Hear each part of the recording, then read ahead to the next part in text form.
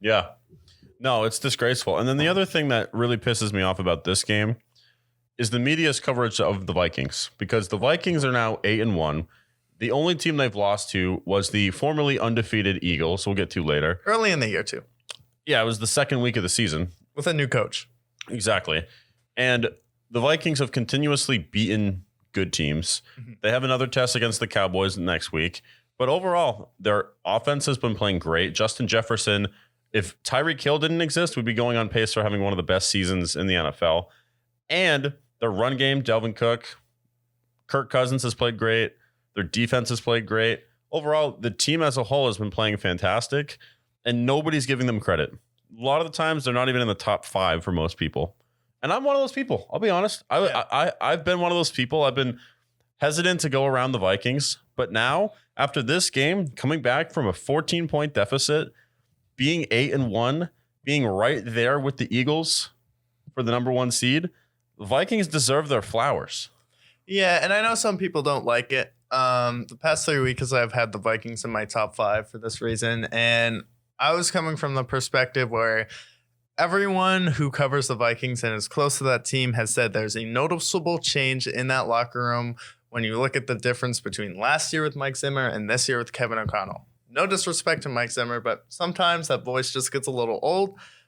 You had some success with the Vikings. He had playoff success with the Vikings. Good for him. But need a new change, need a new voice, need an offensive guy, need a guy that didn't hate the quarterback on the team.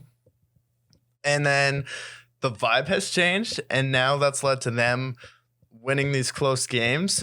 And now they expect to win. They expect to make the play, and there's a winning culture on that team where Justin Jefferson's like, no, I expect me, Dalvin, or Adam, one of us is going to make a play.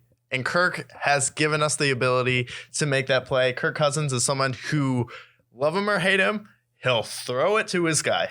And you saw that with Justin Jefferson. He blindly trusted him, and it pays off when you give it to your best player to make a play. And Patrick Peterson stepping up on defense. He stepped up to make 2 huge interceptions in that game. So it's like, now when this team expects to win, that's dangerous because their confidence is up from last year. And you made a conference championship with basically a similar roster and Case Keenum at quarterback. And I think everyone can agree Kirk Cousins is twice the quarterback Case Keenum is, and I think he's much better. It's like there's no reason this team shouldn't be competing for at the end. None at all, especially if you have home field advantage in Minnesota, which is an amazing home field advantage, especially because it's like, who do we have really this year in the NFC? It's like the Eagles look vulnerable this week. The Cowboys and the Niners both look vulnerable. It's like it's anyone's game.